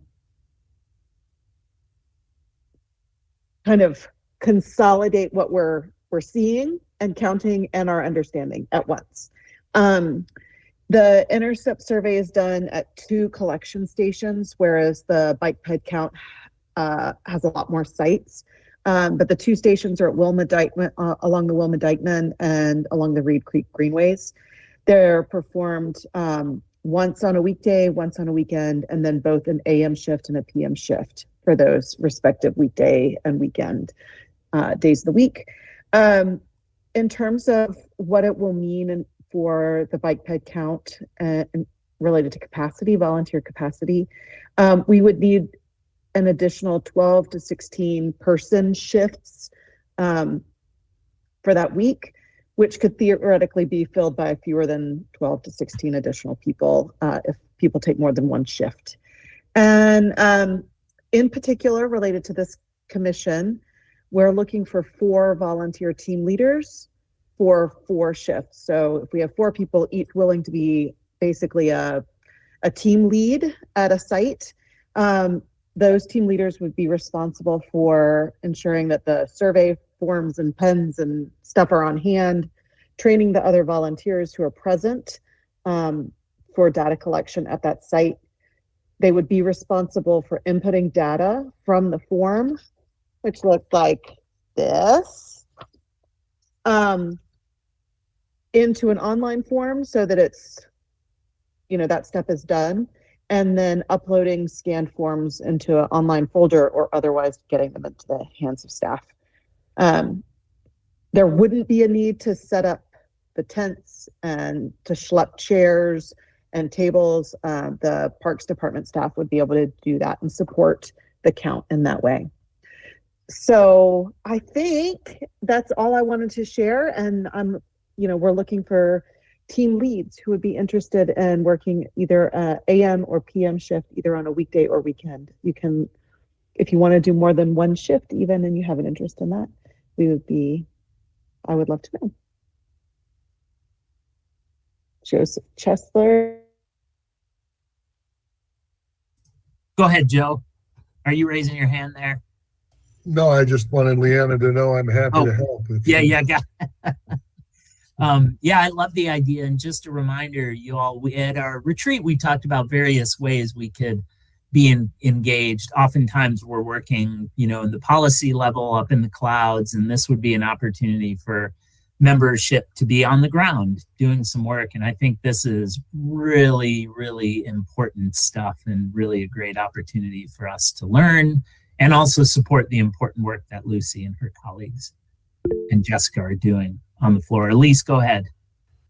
Thanks. I just wanted to also potentially volunteer as a team leader. I'm also really attached to my corner that I've counted on for the last 2 Saturday mornings for the bike ped count. So assuming that there's a time slot that doesn't conflict with that, I'd be happy to volunteer. I'm hearing you say not on the weekend, but maybe a weekday would work. Yeah. Okay. Sounds like there's some support out there. Leanna, what's the next step? Is it maybe to communicate via email to start organizing and filling in blanks? What do you think works best? Sure. I'll send this summary along with kind of our outline of action.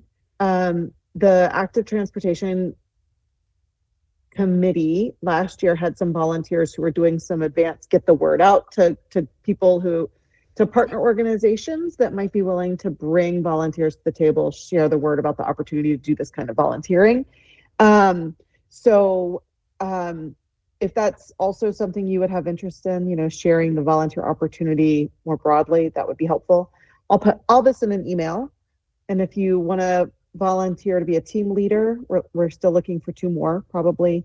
And if you are interested in helping get the word out when we make the open call for volunteers, probably in August, then we would appreciate that support as well. Our goal is to zero in who's the responsible person. Last year it was Kenny, to get the word out to the partner organization so that we have a singular person responsible, so that everybody's not responsible and it doesn't fall through the cracks. I think that's it. Yeah, thanks, Leanna, for leading the charge. Any last comments or questions for Leanna? I'm looking forward to that. Great. Oh, Kenny, you're on. I think it just ties into all the work, even the DOT presentation about Merriman Avenue. It's data is so important, before and after data, user data, all these numbers are really, really good. I love seeing the counters on the Greenway. Lucy and Anna, thanks for installing those, because every time I walk by, I'm like, yes, I'm a data point now. And I appreciate all the work. Thanks. And again, there's no obligation for members to do this, but it is a great opportunity, I think. So your participation is encouraged, but of course not obligatory. All right. Thank you, Leanna, and look forward to your email. Next and last item, and I want to apologize ahead of time, we're not going to get to committee updates, so I'll make sure that we prioritize that at the next meeting and make sure there's an opportunity for folks to share updates. This meeting got away from us. The next item is the August meeting in-person work session, and that's my item. Kate, we decided as a group to do some in-person work meetings. So following a slightly different format where we're in person and working. We did one back in March. I think it was March.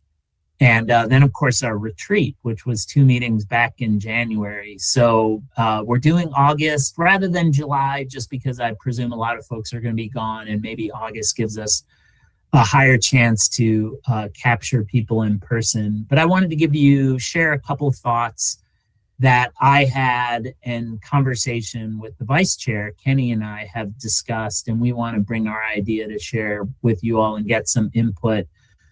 We are considering a couple of locations for August, by the way. Burton Street Community Center or the Shiloh Community Center. I think we're leaning towards, maybe doing the Burton Street Community Center, and then next time maybe Shiloh. But if anyone has any strong thoughts of that way we have an opportunity to visit some different places.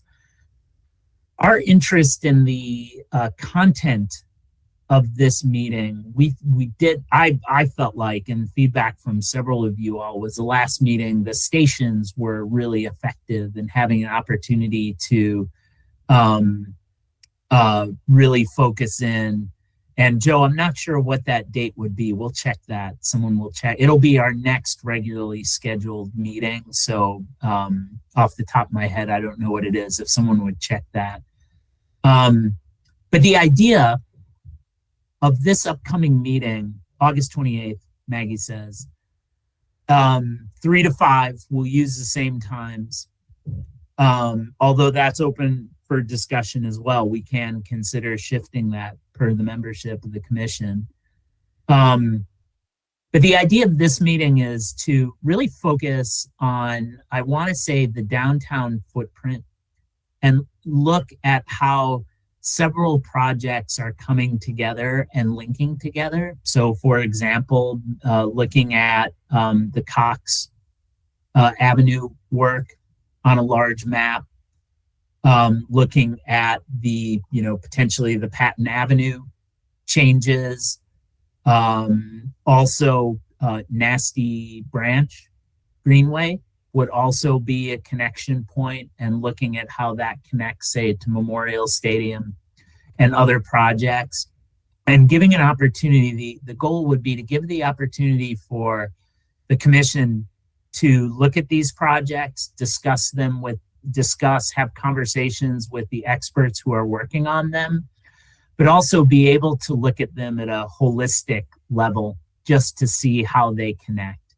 And hopefully it gives us an opportunity to, maybe look potentially for improvements if there are things that we see, but also just for us to really have a deeper understanding of the projects, perhaps the trade-offs, perhaps the constraints.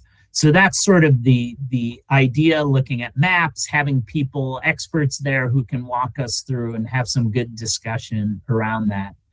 So I'll leave it at that and give you all an opportunity in the last few minutes here to comment, give us some feedback and thoughts for changes or times, pivot, place, content, the who, the where, the what, the when. The who is everybody, public's invited. Yeah, Leanna. I love all the ideas. Thank you for giving that some forethought. And I like Maggie's suggestion to also think about the I-26 connector as it relates to downtown as part of that kind of downtown connecting analysis recommendation. Yeah. So what Maggie said is the I-26 connector as it relates to downtown. Yeah, that will be. Yeah, we could lay that out. If you're a visual, I know there's a lot of data people out there, and I'm kind of a data person, but I'm also a visual person and need those big maps. I don't know where the maps are going to come from, but we'll try and figure something out. Yeah, I-26, great. Other thoughts, comments, feedback, suggested changes? Elise? I just want to say that good data is visual. Good data portrayal is visual. Touché. All right, Elise wins. Yeah, Kenny. Part of the thinking was to celebrate a lot of recent wins. I mean, there's a lot of good stuff happening.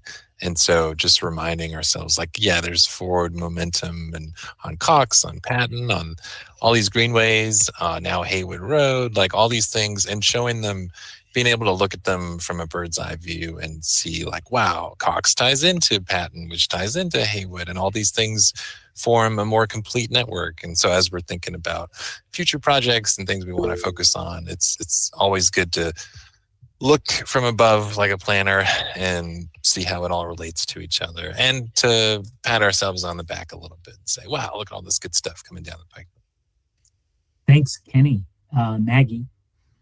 I'm not sure if for this upcoming August meeting, which I loved when we did that in Southside, it was really nice. So I'm excited to do it again. But sometime before the November election, talking about the bond, because last night we put into motion, legally, officially moving towards a $20 million transportation bond alongside 3 other bonds, all 20 million. I can go into that in more depth or read the paper or what have you. But the point is, we're going to be seeing kind of a sketch of, we've done all this planning, and here's some of the projects that through all of our planning's prioritization schemas are likely going to be targeted. Staff is very careful to not promise these are the projects on this timeline. It's wise to do that. But at some point for this committee, it'd be really good to get abreast of that, because if we like it, we're going to need to be letting a lot of people in the community know, as everyone in the community will be voting on these come the November election. So I don't know what staff might have a better insight into the overlap with this committee. I wonder then, Maggie, maybe that's something we can discuss at our next meeting. Are you suggesting we put that on our agenda? Maybe it's more to staff of when is going to be because what's going to ultimately happen is there's going to be a promotional slide deck, and people who are into this, like myself, are going to be going to any public meeting possible to talk about, here's what we're proposing, so that everyone who has a chance to vote on this, which is every citizen, has more information. And I think there will be some more specifics on what the bond would go towards. And from a transportation perspective, I definitely think this committee is a good input place to, at a minimum, hear the information, but at something better, kind of hear if staff is wrestling with any forks in the roads as they're thinking about planning for that. So I'm not sure when, but November is when this is on the ballot. So sometime between now and then, it could be nice, whether it's at the August meeting or another time, for staff to kind of share what their latest thinking is as we prepare for the bonds. Yeah, that's great. And maybe there is an opportunity at this work meeting to, I think we still have some planning to do around the meeting. You know, I would like us at the end of that meeting to have very specific action steps generated from our conversation. So it's not just sharing information, but perhaps we have an opportunity to debrief, walk away with, you know, some kind of actions or some kind of recommendations, and of maybe it's just what work we need to do next. Yeah, Jared. I got to say, really appreciate your leadership on the in-person, like, work groups, roll up your sleeves, get educated.